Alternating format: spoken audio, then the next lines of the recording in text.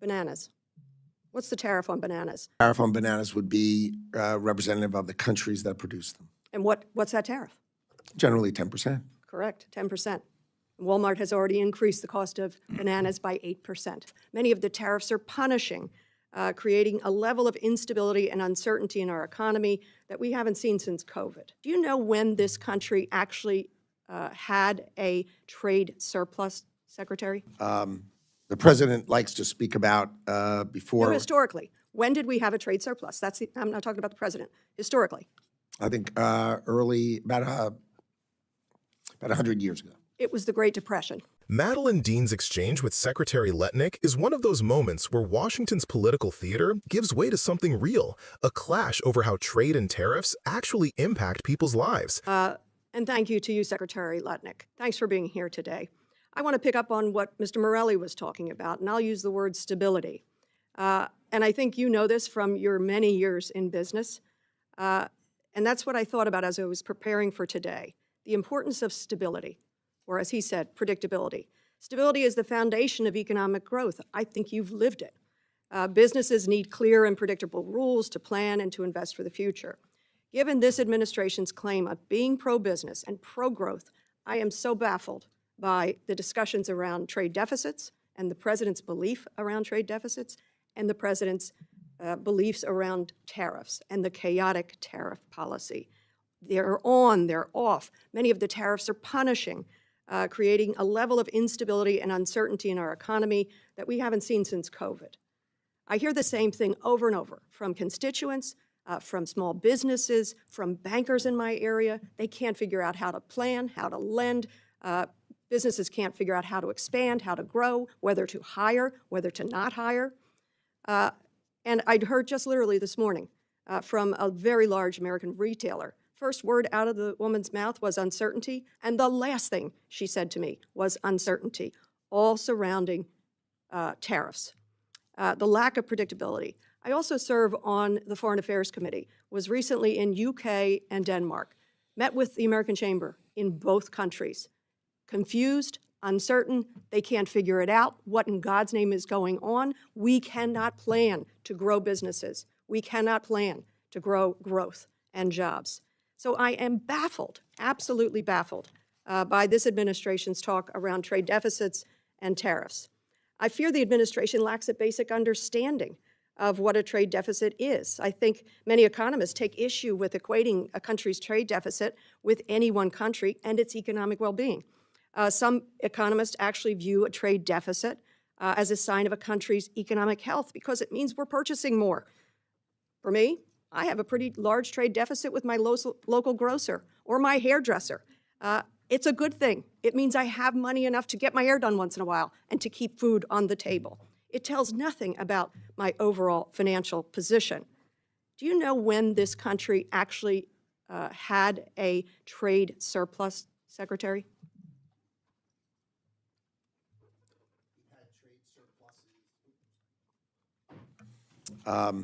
The president likes to speak about before. No, historically. When did we have a trade surplus? I'm not talking about the president. Historically. I think early, about 100 years ago. It was the Great Depression. It was a sign of what was going on. It was during the Great Depression. That's a direction none of us wants to go. Tariffs. It's 90 days. We're going to have 90 deals in 90 days. Then there's a 90-day pause. Many of these tariffs, as they say, punishing. Tariffs on things that make no sense whatsoever. Where are we going to go with the remaining deals? I know of one deal that has been apparently resolved with the United Kingdom. We got 89 more deals to do in just a few more days. Where are we on those deals? We are in the midst of negotiations with dozens and dozens of countries. We could sign deals, but they're only going to get better as we negotiate them. That's just simply not true. Because as I told you, the American... Actually, I promise you it's true because I am doing it. So I promise you it is true, and I'm here testifying in front of you, and I promise you it's true. And Mr. Trump promised to bring down the cost of goods day one. And what he has done through his trade deficit fixation and his tariff chaos has nakedly increased the cost of goods. The estimates are that for consumers in my area, suburban Philadelphia, $2,000 at least a year, increases on goods. I'll give you an example of one. Bananas. What's the tariff on bananas? Americans, by the way, love bananas. We buy billions of them a year. I love bananas. What's the tariff on bananas? The tariff on bananas would be representative of the countries that produce them. And what's that tariff? Generally 10%. Correct, 10%. Walmart has already increased the cost of bananas by 8%. But as countries do deals with us, that will go to zero.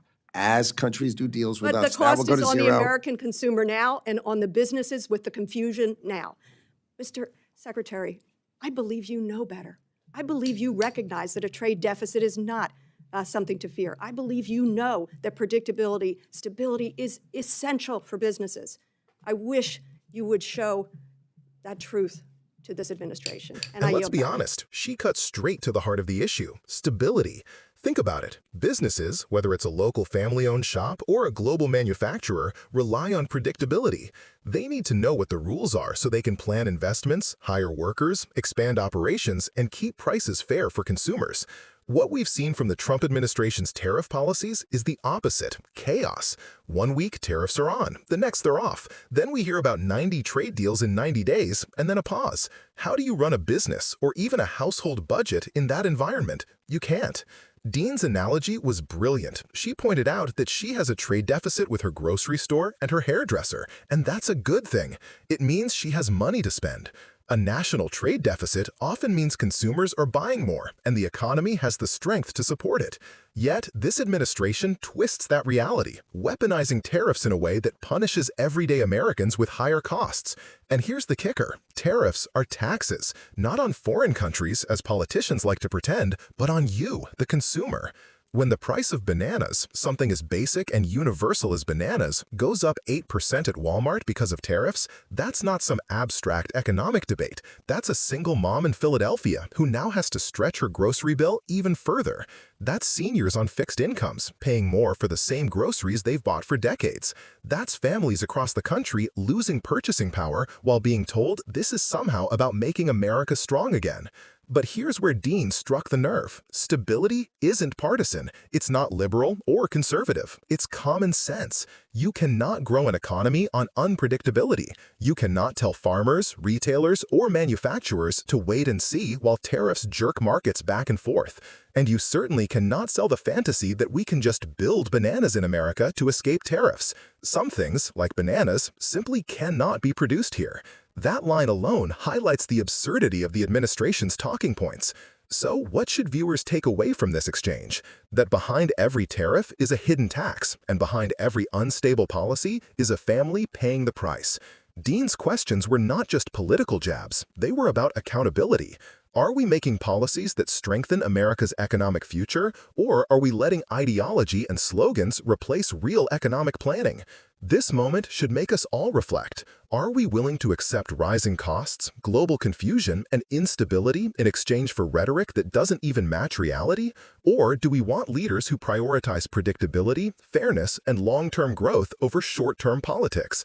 And here's where you come in. Don't just watch these hearings like distant political theater. Think about how these issues touch your own life. The next time you shop for groceries, fill your gas tank, or consider taking a loan, ask yourself, who is really fighting for your stability?